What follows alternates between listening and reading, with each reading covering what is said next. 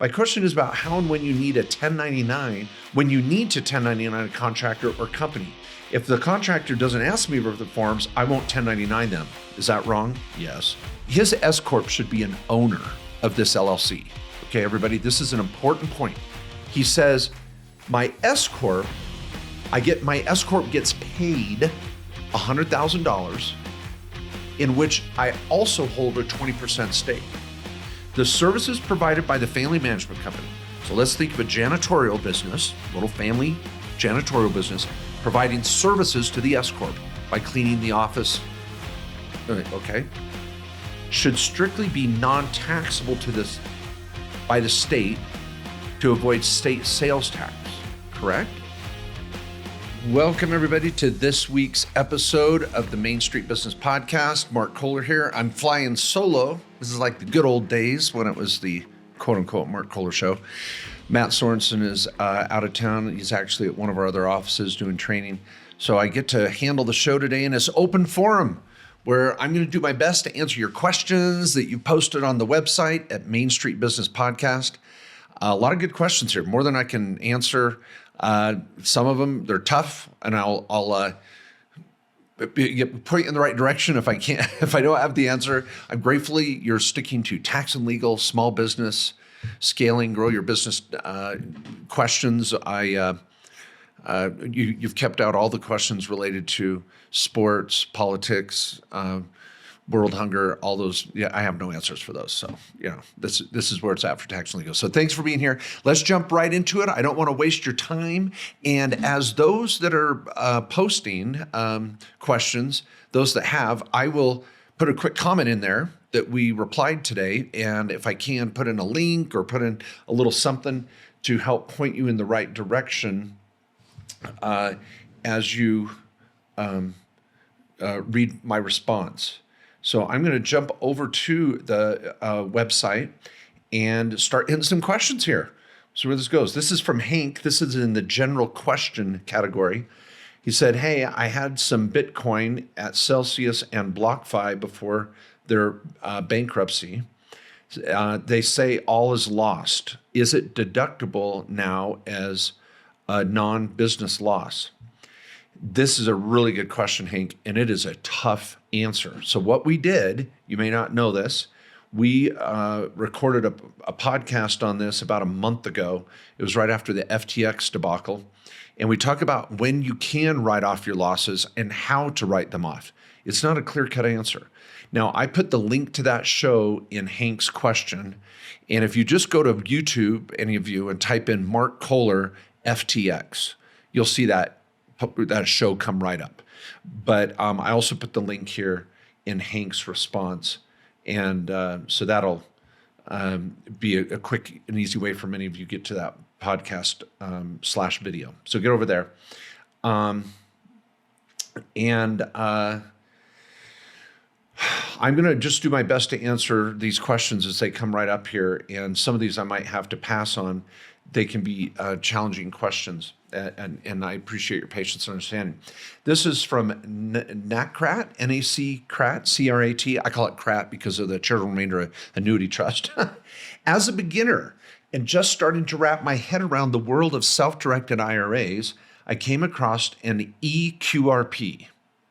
As I've been trying to listen to all your episodes because I enjoy them so much, I haven't heard you speak about an EQRP. Are these a real thing, and how are they different from self-directed IRAs or solo 401ks? Well, just for fun, I'm going to type in EQRP. Oh, the reason why I don't talk about it, and I already knew the answer to this, but I wanted to Google it for you. The EQRP copyrighted is the brainchild of a company called EQRP.co. It's an enhanced qualified retirement plan. Okay. I'm sorry, I'm getting a little incredulous and pissed, but that's just me. A qualified retirement plan is a freaking 401k. It could also be, I should say this, a qualified retirement plan could include a lot of things. It could be a defined benefit plan, a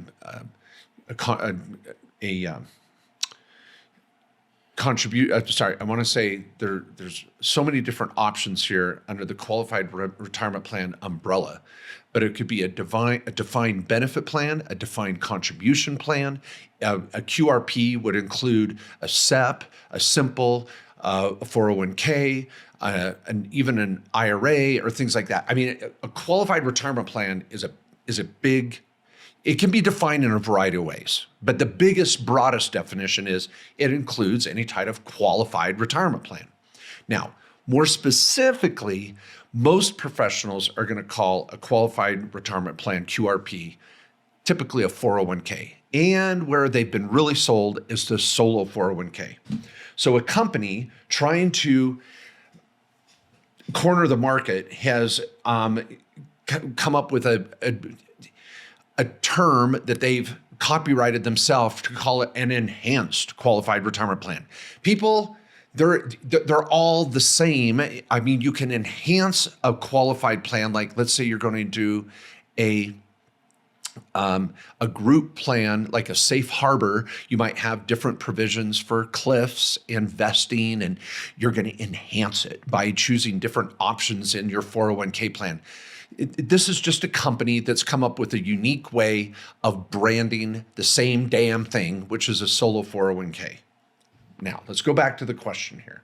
The question is, Mark, have you come across, no, they came across an EQRP. I haven't heard you talk about these. Yes, I talk about them all the time. I've freaking written books and articles and videos for years about qualified retirement plans. Just don't get hung up on the E because some company decided to brand enhanced qualified retirement plans. Are these a real thing, and are they different from a self-directed IRA or a solo 401k? Now, the way they're going to enhance the same old thing with some of the options they might include. Yes, they're all the same genre, and you're going to be able to get the same benefits of a 401k no matter where you go regarding the design of it. Now, a self-directed, now see, Nutcrat kind of throws a twist in here. Are they different than a self-directed IRA? Now, a self-directed IRA is typically going to be, again, most professionals are going to call that an individual retirement account. A qualified retirement plan is more of a group or a company plan, if we're trying to put, again, a little finer point on it. Can you self-direct an IRA? Yes. Can you self-direct a Roth? Yes. Can you self-direct a qualified retirement plan? Yes. Can you self-direct an EQRP? Yes. I don't know if you set it up with them. Can you self-direct it? But if it's depends on your third-party administrator and who's the trustee of the plan. We set up solo 401ks for clients every year, every month, every almost day of the week for clients around the country where they can self-direct the 401k. It's considered a qualified retirement plan, and you can tailor it and enhance it based on your situation. So I'm sorry that's a big answer here, but people, as you hear about, oh, we've got a special twist on qualified retirement plans. No, you really don't. They're all about the same. They're going to be the same type of retirement plans, whether they're an EQRP or whatever. So anyway, check that out. I'm going to put a quick note that we replied here, and I hope that helps many of you that might be coming up against these issues. It drives me crazy. Okay, let's go to another question here. We've got the when to 1099. Okay, this is from Logan. I'm just going to work through a few general questions and then go through all the different categories.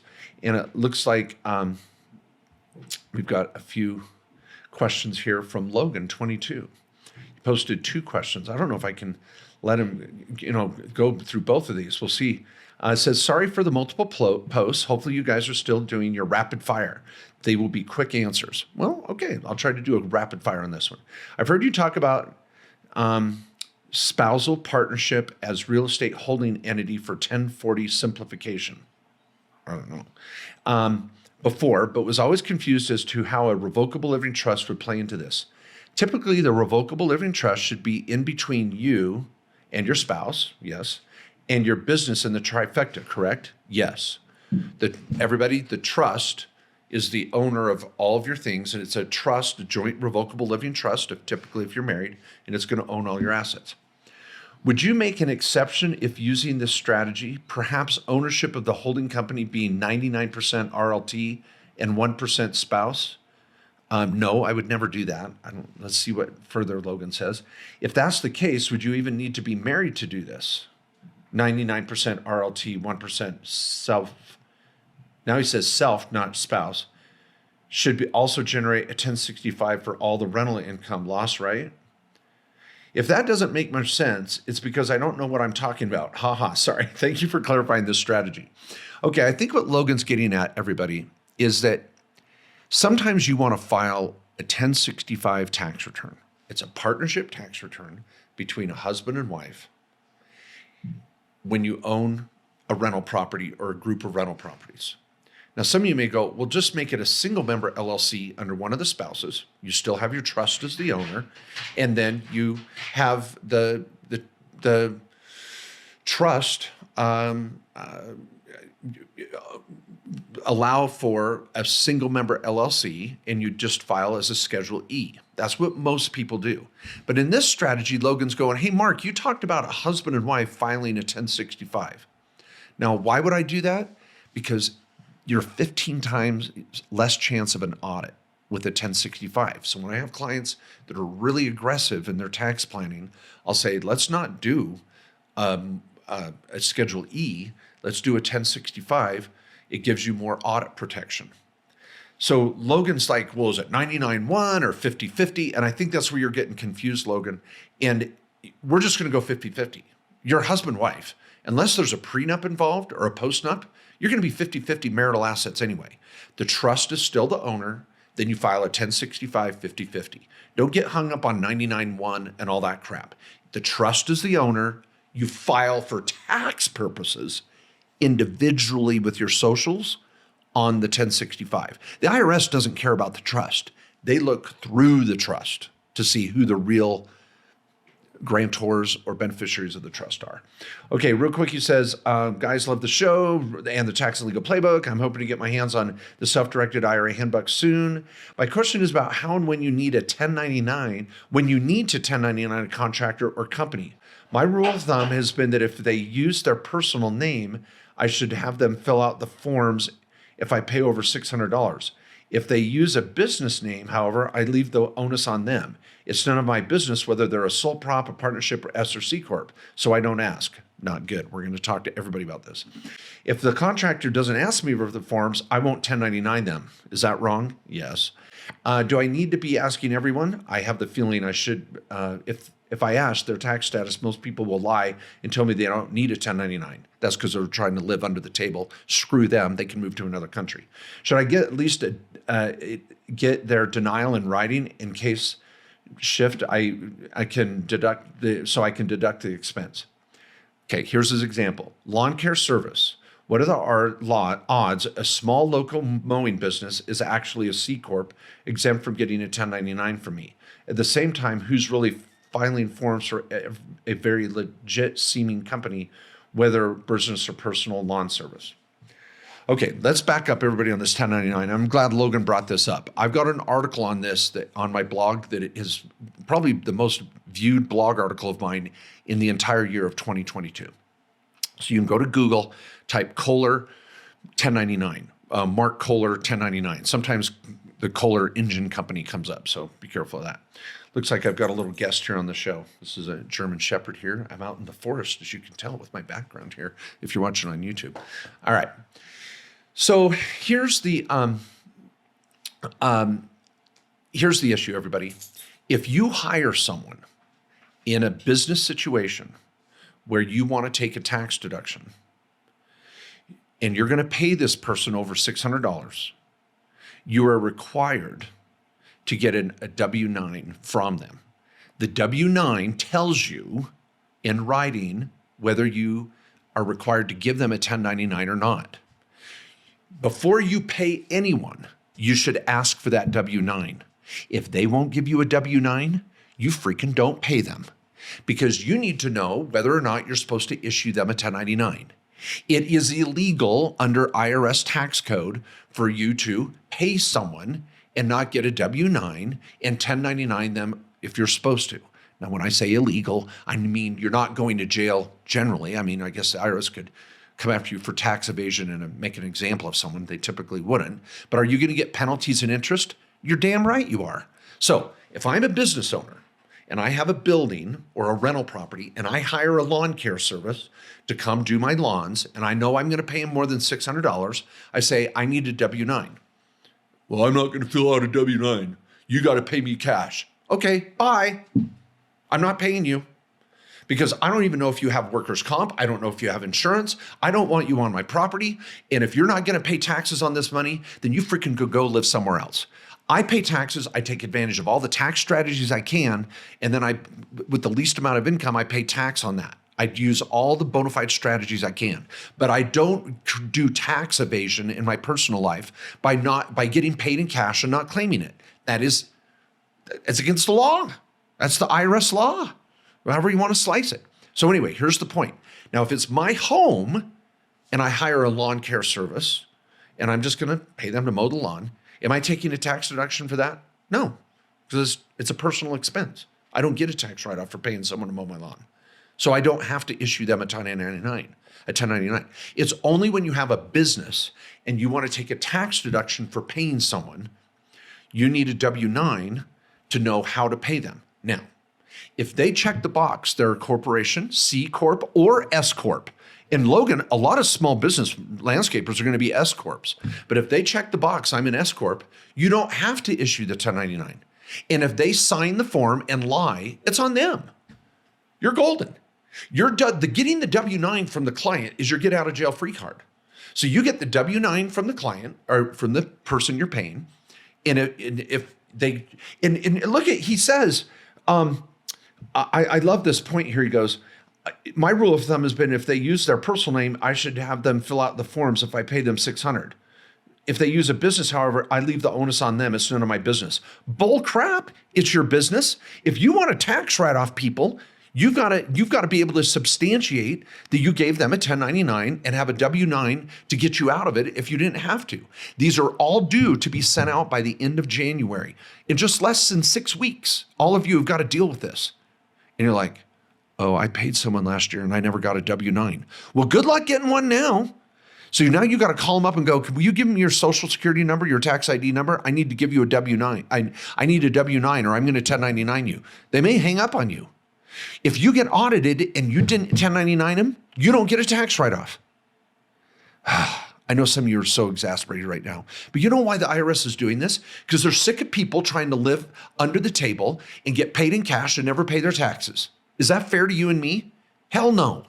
So yeah, I'm a little pissed off about it. So now he says, if the contractor doesn't ask me the forms, I won't 1099 them. Is this wrong? Yeah, it's wrong. You want the write-off. You got to 1099 them. And the W-9 tells you if they're a sole prop, a partnership, or an S-CORP, or a C-Corp, and da-da-da-da-da.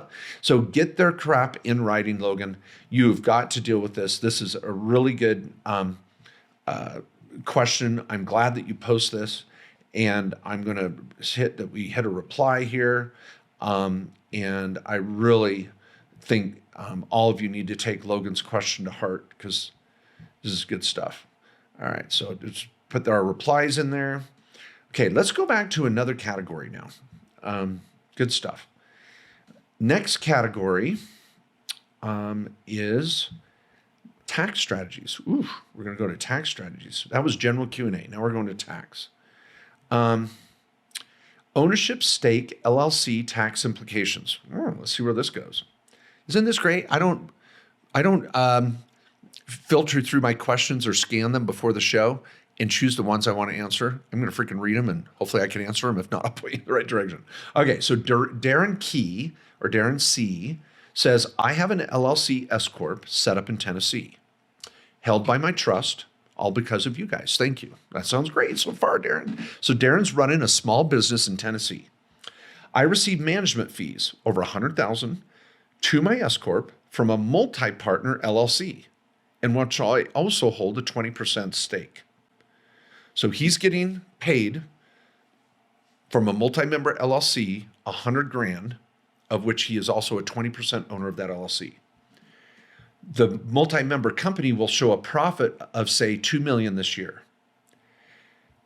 Number 4, 2023 will be the first year at this income level. So it looks like next year they're going to have big profits. Question 1, can you simply, and he puts in parentheses here, explain what general tax implications I should expect? Okay, well, everybody out there, when you're S-CORP, his S-CORP should be an owner of this LLC. Okay, everybody, this is an important point. He says, my S-CORP gets paid $100,000 in which I also hold a 20% stake. Now, I wish Darren would have said, my S-CORP gets paid $100,000 from an LLC of which my S-CORP is also a partner.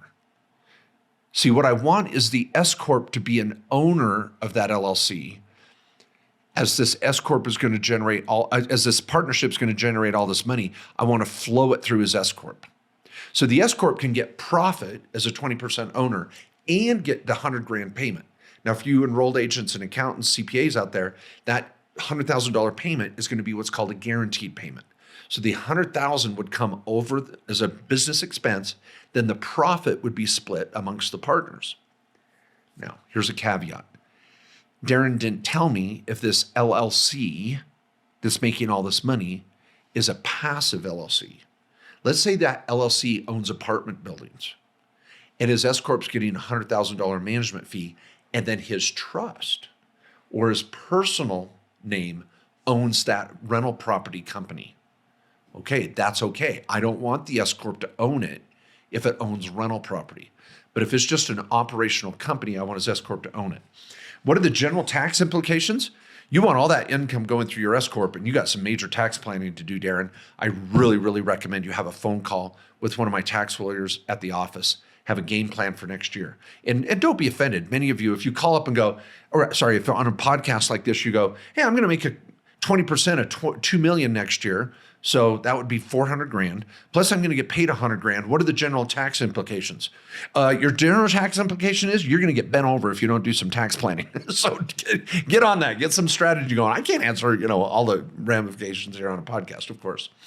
Question part 2, he says, please, can you simply, I'm trying to do this simply, explain how the flow of this money and the tax burden from the multi-member LLC profits should be handled. I already answered that.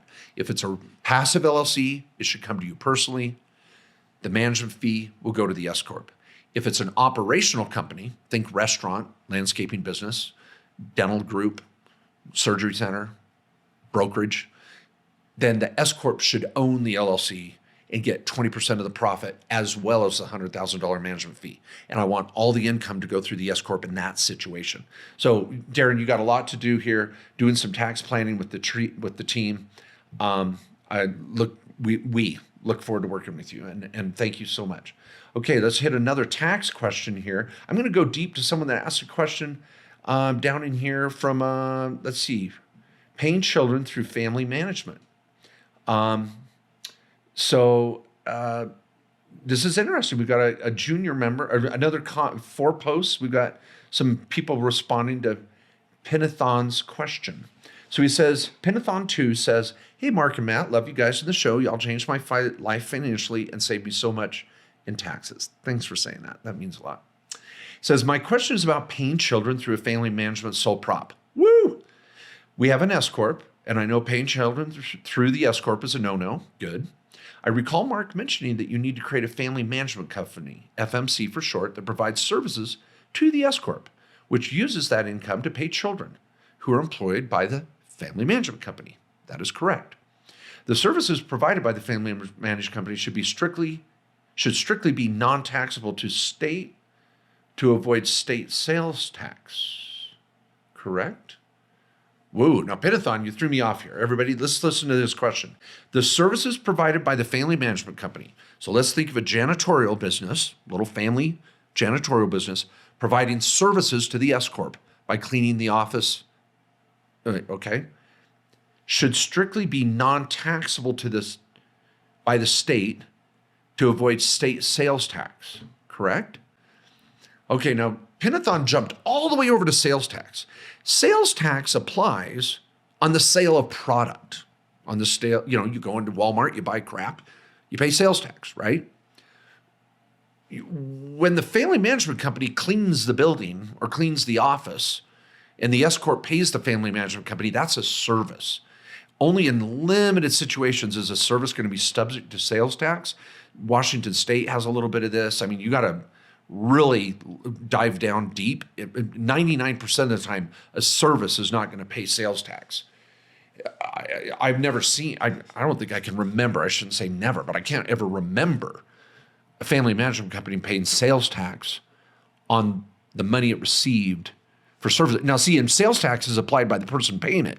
So it would have been the S-CORP would have paid the sales tax and the family management company would have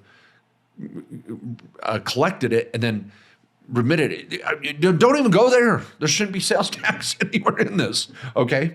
Now, Cleon, another listener, replies for us. Let's see what he says, or she says. Sales tax in most states is paid addressed only on the sale of products, not services. Very good, Cleon, I agree. State income tax is the April 15th tax and is calculated based on business profit.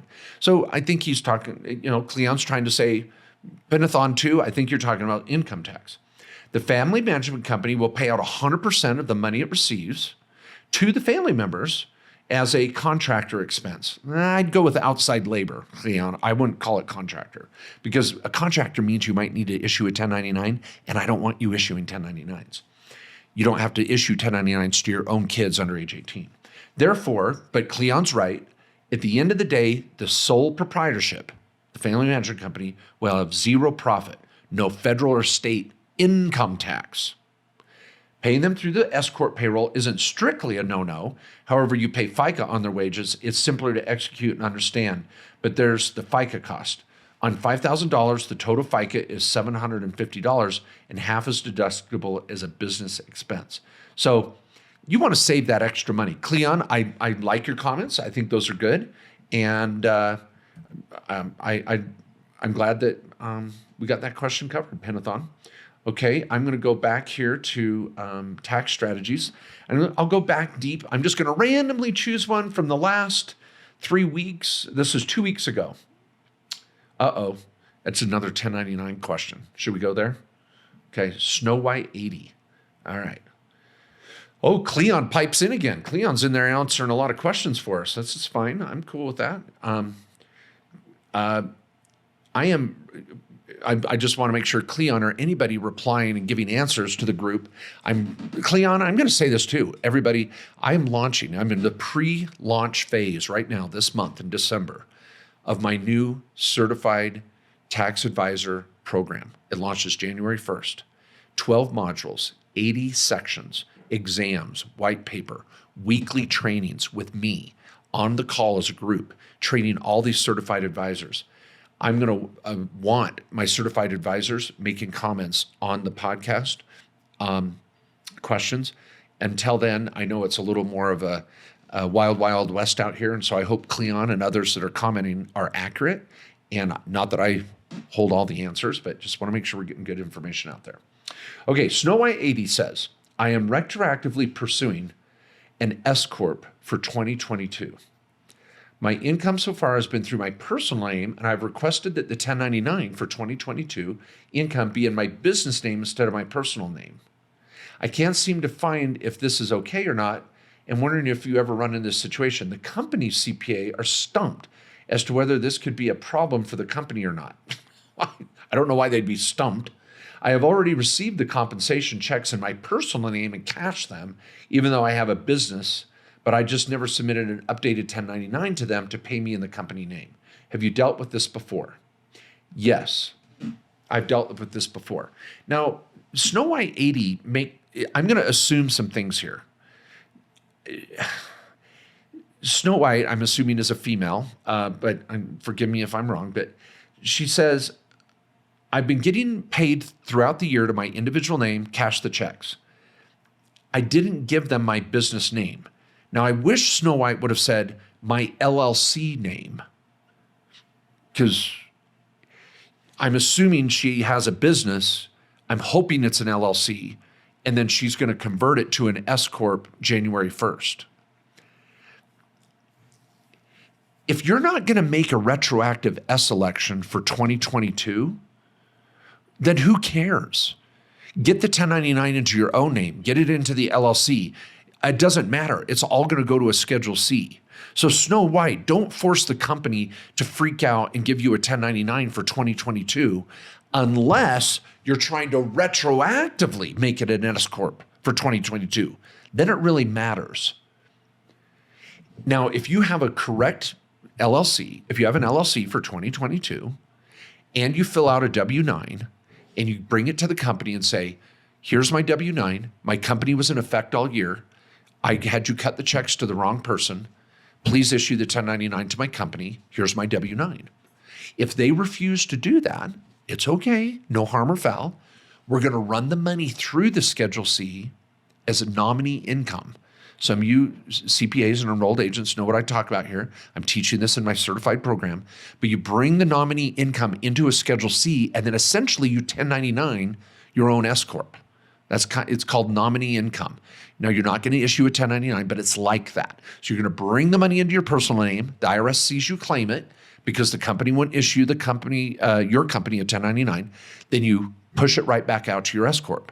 Now, I'm assuming you have an LLC for all of 2022 and you want to make an S election for 2022. If you don't worry about this. Just give them a brand new, fresh W-9 come January 1st and do it right for 2023. Now, just for fun here, because I want to make sure we're clear out there, Cleon pipes in. Cleon says, first, the business entity that is electing S status had to be in existence on the S-CORP effective date. You can't create an LLC or corp in December 22 and claim it to be earned since January of 2022. That's right. Cleon is saying, did you set up a business in December and just hope you could backdate it into a entity for all of 2022? You can't do that. And Cleon's right. You can't backdate it. But if you heard what I said a moment ago, maybe Snow White's saying, oh, I had an LLC all of 2022. And I want to make a retroactive S election to 1/1/22 and get the 1099 issued to me for 2022. I think that's very workable. But Cleon's saying, if you didn't have an LLC all year long, you can't do this. And again, it's not going to benefit you. And I agree with that. If that timeline works, then simply include the income on the 1120S income. So Cleon's saying, claim it on your 1120S for the year. Then on your personal return, complete a Schedule C and show the amount paid to you personally as income with a corresponding other deduction with a description that includes the EIN of the S-CORP. We call that nominee income because you nominate it out to the S-CORP. This will effectively zero out the income on your personal return and also provide an updated W-9 to the payer showing the S-CORP EIN and the entity classification as an S-CORP.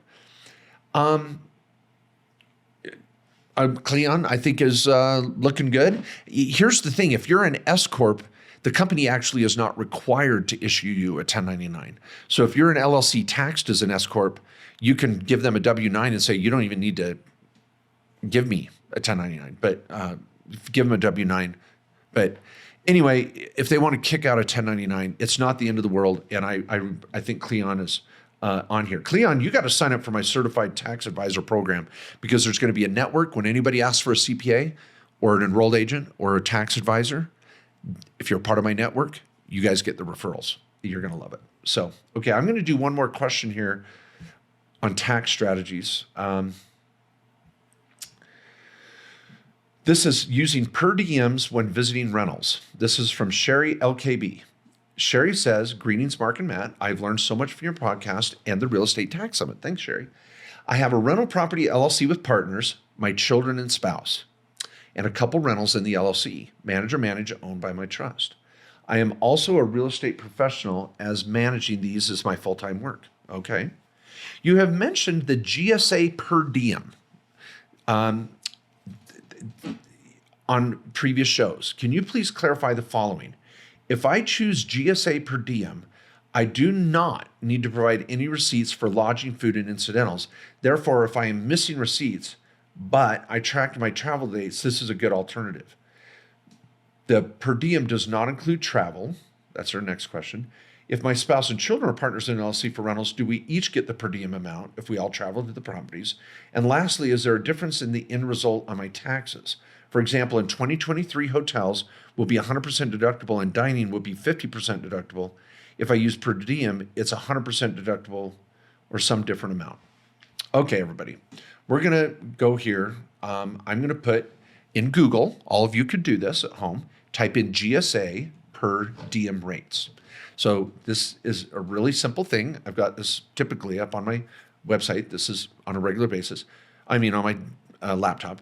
U.S. General Services Administration. These are the per diem rates. Now, everybody take a breath. What this means is, if I'm going to go to Chicago for business, the GSA says, here's what an average breakfast, lunch, and dinner is in Chicago. And you can either take the per diem amount as a write-off and not even worry about receipts, or eat out and spend more and take the greater of your actual dining or the GSA amount. But if you take greater, you better keep those receipts or take a picture of them and say, yeah, when I went to Chicago, man, I went to breakfast. I had freaking a buffet at the Ritz-Carlton. It was freaking amazing. And then I went to lunch at the steakhouse. And oh my gosh. And then for dinner, we went out for sushi. I blew $250 on food for the day. It was amazing. And I took clients out, or I didn't, because you're traveling for business. So you don't even have to talk business with anyone. And right now in 2022, you get 100% write-off for dining. You get to take the per diem or the actual, whichever is greater. Now we're just talking dining. Now, if all of you as a family are going, each individual can take the per diem or actual, as long as all of you are participating in the business and you're all working on the business while you're traveling. So if it's a valid business trip for all of the family members involved, for the LLC, for the rental properties, you get to take the per diem or the actual, whichever is greater, for dining. Now, come 2023, you could only take 50% of your dining expenses. And that's whether it's per diem or actual. See, for years, dining's always been limited to 50%. But to stimulate the economy after COVID, Donald Trump, before he left office, said, okay, you get 100% write-off for dining in 21 and 22. Come to 2023, it's back to 50%. So per diems doesn't get you 100% write-off. It just tells you, don't worry about receipts. You can either take per diem or actual, whichever's greater. Now, lodging is a different animal. If you're a business owner of the company, of your own company, you are not allowed to take per diem for lodging, because you might stay at grandma's and sleep on the couch. You might sleep in your car. You might sleep in the RV, and you're going to say, ooh, I'll just take the lodging per diem, 100% write-off. Woohoo! No. So when you have in your own business, you are not allowed to take lodging per diem. You may say, well, why do they have lodging per diem? It's for the employees that may work for you, or the other, if you're also an employee working for someone else, you can turn in your per diem for lodging. But if it's your company and you're trying to take the lodging, it's actual lodging only. Per diems do not apply. So I hope I answered that. That's a good one for you to bring up with your tax advisor. As I've said, we're going to have some great tax advisors here in my network to help you find a good one this coming spring. Okay, now let's go over to another category and let's check out asset protection. Should we take one in asset protection for fun here? There's only one question here that's recent, really recent. Let's grab that one. This is Series LLC bank accounts. This is from Ethan. And New Mexico chimes in and gives an answer. So we'll see what New Mexico says too. Ethan says, I have multiple properties in a Delaware Series LLC. Don't worry, the properties are in Delaware. Ethan knew I was going to jive on that one. Each property has its own series, and each property has its own bank account and record keeping. Ethan, man, you're rocking my world. I love it. To avoid keeping too much cash in any one series, I want to open up a parent bank account that can dole out dollars to each individual account series as needed. Okay. Can I create one in the name of the overall entity that will be shielded from the liability of each series? Or should I make a new series account with no properties that I can keep cash in? Okay, you're all right. I'm going to repeat this. Add some background noise. Can I create one bank account in the name of the overall parent LLC that will be shielded from the liability of each series? Yes. Or should I make a new series account with no property in it that I keep more cash in? No. Don't set up a new series just for cash. Ethan, you're right on. When I set up a series LLC, I want the main LLC to have a bank account. That's the parent. And all the subseries have a bank account. And as they make money, they send profit back up to the parent. And then the parent does the tax return. Whether it's a multi-member LLC or a Schedule E, they're all consolidated into one. So Ethan, I think you're doing it fantastic. I like your question. Now, New Mexico chimes in. Let's see how this goes. Not an expert here. Hopefully you'll be a part of my certified tax advisor program. Not an expert here, but is something to research further and munch on. I've owned single member LLCs for over 20 years. A single member LLC may be able to make a capital contribution at any time, and you can keep track of your capital contributions and put it in or take out as needed, which is different than taking a draw. A draw is taxable income, whereas your capital contribution withdrawal is not. Okay, first thing is, New Mexico, you're talking about your capital accounts, and a draw is not taxable. I agree. If I put money in my LLC and I take money out, that's a capital contribution. A draw is just taking money out. Everybody, what you're taxed on is income minus expenses. You might leave the money in there. You're still taxed on it. We call it phantom income. You might drain it and take it all out and then some. That's fine. That's not taxable. What's taxable is your income minus expenses. In New Mexico, I don't know if that is relevant here as much, but let's keep going here. So then New Mexico says, I don't believe you need to add another LLC into the mix. Just put some money back into your property LLC in case it needs an infusion of cash. I asked Mark and Matt a few months ago, and they recommended leaving about 3 months of expenditure cash in the bank account for each LLC to help maintain the corporate veil. Yeah, I'd like to keep 2 to 3 months of cash in an operational LLC as a cushion. And I don't know if it really helps the corporate veil, New Mexico. You don't want to keep it at zero. But I'm going to say this clearly. Just keeping money in the bank account doesn't mean you're making the corporate veil stronger. But using the LLC and using the bank account properly definitely makes the veil stronger. I don't know if that helps New Mexico. And so far, your comments are right on. If you constantly strip out every penny, a judge might rule against you for taking out too much and not really running a separate business with resources sufficient to be operated independently. Good luck. I hope these ideas help your research. New Mexico, I've taken every penny out of my corporation at times. And I leave a little, sometimes I leave 2 or 3 months. Sometimes I leave more cash in it. Just because you drain it doesn't mean that you're not really running it as a business. It just means you want to suck out the profit. And then you put money back in if you need it.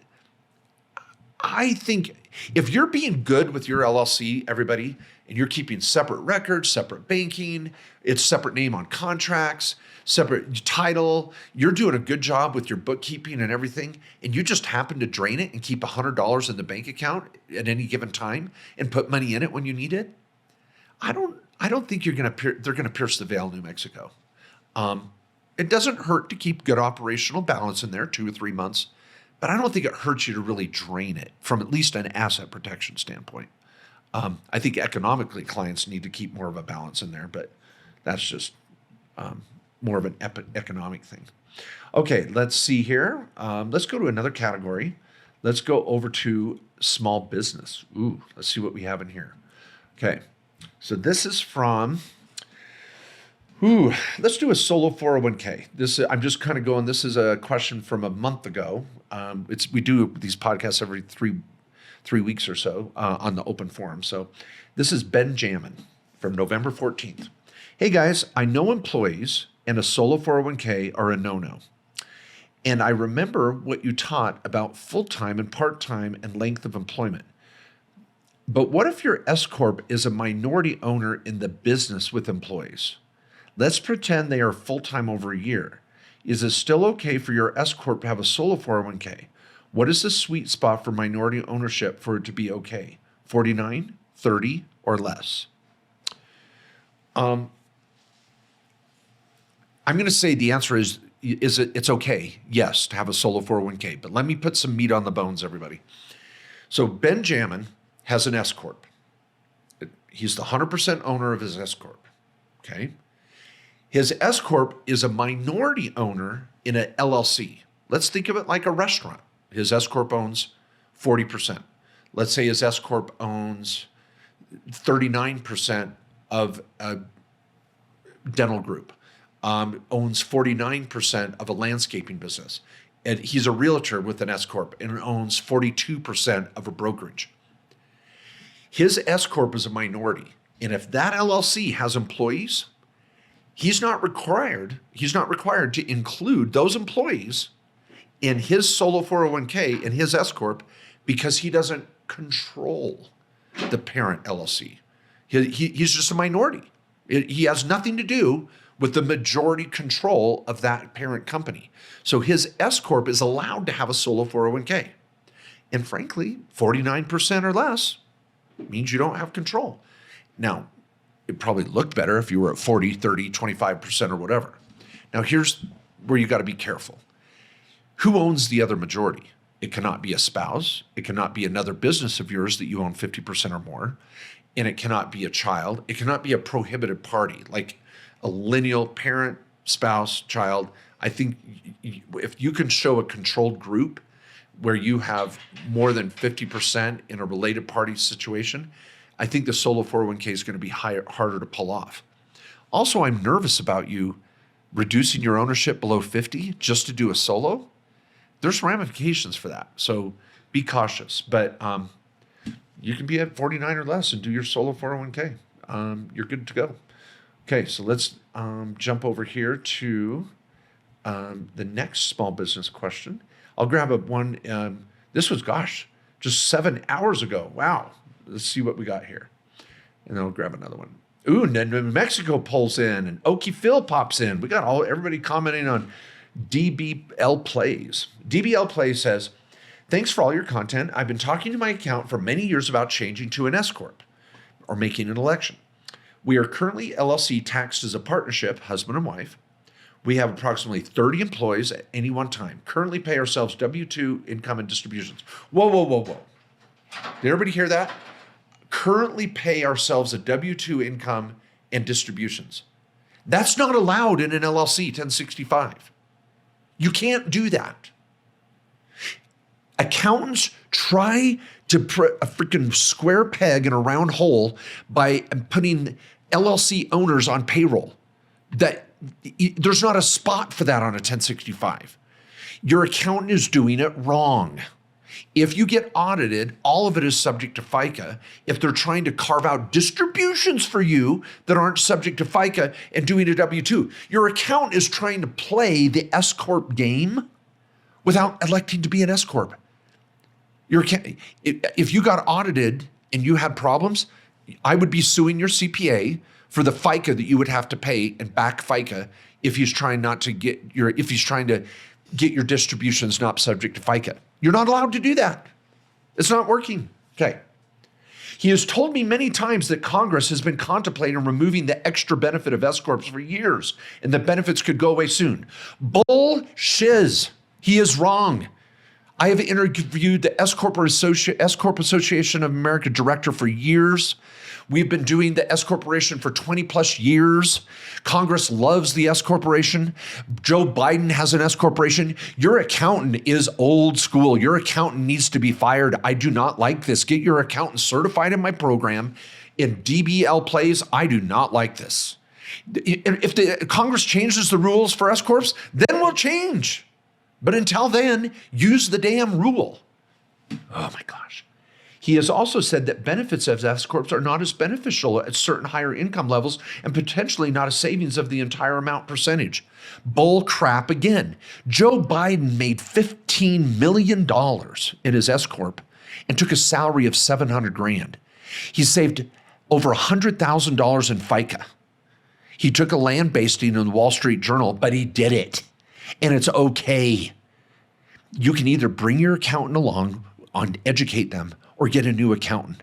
Please reach out and use my certified tax advisor network in January, February, or March and upgrade to a better accountant. Oh my gosh. And we have one more comment. Lastly, he has said that the self-employment tax paid in will help increase my Social Security benefit upon retirement. I've never heard that before, as long as a benefit, but I guess it makes sense. Oh my gosh, it does not make sense. You can go to ssa.gov and start getting a projection on your Social Security benefits. There's a law of diminishing returns, which means you could pay in hundreds of thousands of dollars in Social Security, and your Social Security benefits might go up $300, $400, $500. Me and Warren Buffett are going to get the same Social Security benefit essentially. Once you get to a certain level, Social Security is going to tap out. It's at a certain level. Plus, your spouse gets a spousal benefit for Social Security. Your accountant has got to go. This is not good. Not sure, Mark or Matt, if you can comment on these statements. Damn right, I'm going to comment. And New Mexico says they just spoke about this on the latest podcast, which was at S-CORP. Good luck.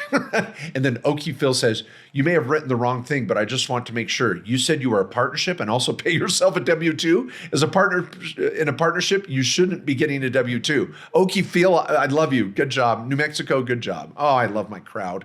I love my tribe. Oh my gosh. All right. So DB, you got some issues with your accountant. Please reach out to us. We'd love to get you a better advisor this coming spring. Okay, the title here has got me excited, so I'm going to look at this one. This is from 3 days ago. This is from PSYNG. The title is Two S-Corps Walk into a Bar. Okay, let's see what this is about. I have a professional affiliation, S-CORP, in Florida, and my colleague has an S-CORP in Georgia. We started working on a project together that has taken off, and we want to form an LLC this year and pay our S-Corps to perform the work as contractors. Is that kosher? I'm going to set up the entity here in Florida since I have a physical business address. PSYNG, just make the S-Corps the owners of the LLC and let the S-Corps get a K-1 from the LLC. You're not going to pay the S-Corps as contractors. Just make the S-Corps owners of the LLC. And then you each take your own salary levels as needed. My S-Corp owns part of my law firm, which is an LLC. My S-Corp owns part of a real estate project that's an LLC. It could own part of an accounting firm that's an LLC. It could own, so part of a restaurant that's, so just let the S-Corps own the LLC, problem solved. Now, New Mexico pops in, not an expert, so still learn more. That said, this is what Mark and Matt personally do and talk about all the time. Let's see if New Mexico quotes us properly. Thank you, New Mexico. They just released an S-CORP episode, which you should listen to. The owner of this new LLC would be your S-CORP and your colleague's S-CORP. Thanks, New Mexico. The new LLC has liability protection from its own operations, protecting its owners from liability. In this case, the two S-CORPs. Starting the LLC in the state where the business will be performed is a good idea, as that state will want to tax the operations in that state.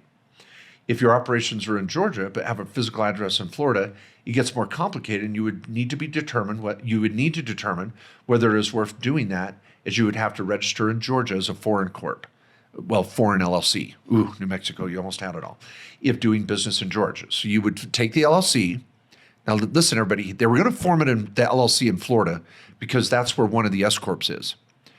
But New Mexico says, whoa, if you're doing business in Georgia, Georgia's going to want to tax at least the share of that income. And you're going to have to register that LLC, not corp, in Georgia as a foreign LLC. I like your point, New Mexico. That's a good one to think about. If it's all virtual, that might be different, and Florida would work. I'm cool with that. NBA and other professional athletes need to file taxes in each state they earn money. So do you. New Mexico, thank you. Great comment. Okay, well, let's jump over to a couple more. We got one more category here, and we'll do a couple more questions. And let's see what we get here. We're going to jump over to retirement planning. Okay, we got one new question here. Is that right? Let's see. Okay, come on, come on, come on. All right, I feel like the mom in Home Alone. Just watch that. It's Christmas, of course. Okay, 2 self-directed 401ks with checkbook control. All right, this is from Reed Kurtenbach. It says, I love the show. Thank you so much for the helpful information. It says, my wife owns a business and I own a business. As of right now, we currently have 1 self-directed 401k with checkbook control tied to my business. My business primarily owns rental property. Oof. And its main source is rental income. Ugh. My wife's business buys and sells properties. Okay. Ultimately, we're wondering if she can open her own self-directed 401k with checkbook control that is tied to her business and contribute the max amount of employees and employer contributions. If not, can we add her business under my self-directed 401k to take advantage of the income she receives from her business so we can max out employer contributions? If we can't add her business under my company's self-directed 401k, can she still open a self-directed 401k and contribute to it? While keeping in mind that her total contribution as the owner of it cannot be more than ours combined, plus the combined employer contribution must not exceed her business and mine's contribution. Oh my gosh. Reed, you got twisted around there at the end too. And bless your heart. Thanks for being a lover of the show. I appreciate it. I didn't mean to sound rude there. Okay. All right. So let's start from the top. Reed says his wife owns a business and he owns a business. And as right now, we currently have 1 self-directed 401k with checkbook control tied to his business. All right. So far, so good. Now, everybody, I'm going to quiz you. Where do you have a solo 401k with an operational business? Typically an S-CORP. Now, you might have an LLC with a solo 401k for an operational business, but that's rare. If you've got enough money to throw money in a solo 401k, you're typically going to have an S election. So you'd have an LLC running a landscaping business, a doctor, an electrician, a plumber, a realtor, a broker, a lawyer, an accountant. You have an LLC to tax as an S-CORP or an Inc., and you set up a solo 401k. That's where it works. You have earned income. You're just creating a W-2. Oh, then Reed says something that concerns me. My business primarily owns rental property. Whoa, whoa, whoa. That's a passive business. And its main source of income is rental. Can a rental property business have a solo 401k? No, it's not earned income. It's passive. So that means he has to pay himself a W-2. Did you hear what we said just a couple questions ago? Can an LLC create a W-2 for an owner? No.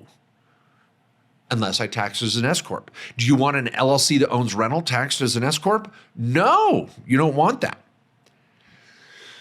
Now, what Reed might be doing is what we call the side door 401k. His business, that's a rental property business, might be sending a management fee over to a separate entity of his that sponsors a 401k, and that management company creates ordinary income for managing his rentals. Now that's called the side door 401k. I think I've got a good video out there on YouTube on this. And we get to one of our YouTube videos on 401ks, Reed, and watch 2 or 3 of those, because you're talking side door 401k for a rental property business, I hope. Now he throws this out. My wife's business buys and sells properties. Okay, so she's fix and flips. Now, if she's doing 3 or more, she has ordinary income, she should be an S-CORP. Ultimately wondering if she can open her own self-directed 401k with checkbook that is tied to her business and contribute the max amount of employee and employer contributions. Now, I'm hoping she doesn't have other employees. So that would be great for her to have a solo 401k under her S-CORP that buys and sells and flips properties. Reed, I love that. Frankly, I'd probably close down your solo 401k and have you join hers. That's where it should be going. If your business is just rental property, you're already pushing a square peg into a round hole to get a 401k as it is. And your wife's got an operational business, That's where the solo 401k should be. Now, after December 15th, it is so hard to set up a 401k for this year. So you might have to finish off this year with yours. Make her a W-2 on your solo 401k business. I don't know. Get a consultation with one of my tax lawyers right away in the next 2 weeks and vet this. Here's the bottom line goal. Everybody, this is a goal for Reed, and I would recommend this. Assuming there's no other employees in the mix, and they didn't say there were, so I think we're okay. Assuming there's no other employees, husband and wife should have one solo 401k, and it should be tied to the operational business between the two of them. Sounds like husband has a rental property business, which is passive. That's going to be on the right side of the trifecta. The wife's business is the operational side, which should be sponsoring the 401k. So I think with a little bit of cleanup, Reed, you got a really good system set up here. But I think it's just flipped around. And so talk to one of the attorneys at our office, and let's get you set up and cranking. Now let's see. We try to run the show here an hour's worth, and let's see where we're at time-wise. I want to make sure I'm not. Where are we at on time? Look at we're right at 1 hour. So this worked out. I want to just say thanks to everybody for being a part of the podcast today and catching this on either YouTube or on your favorite podcast portal. Please give us a 5-star rating if you enjoy it. And for any of you out there that are tax professionals, just wanting to be a better tax advisor in your business, or you want to be a certified tax advisor as a CPA or as an enrolled agent, please try to look at my program. It is the Certified Tax Advisor Program. It's over at markjkohler.com. You're going to be able to get on that, and there's a discount for the next 2 weeks in December, significant, because I'm in my pre-launch phase, and I'll be releasing these different modules throughout January. It's going to be awesome. So check it out on my website at markjkohler.com. Thanks, everybody. Have a wonderful holiday season. I'll be here next week. Maybe we'll do another open forum before year end. So post those questions in the Main Street Business podcast portal, mainstreetbusinesspodcast.com. Thanks, everybody. Have a good day.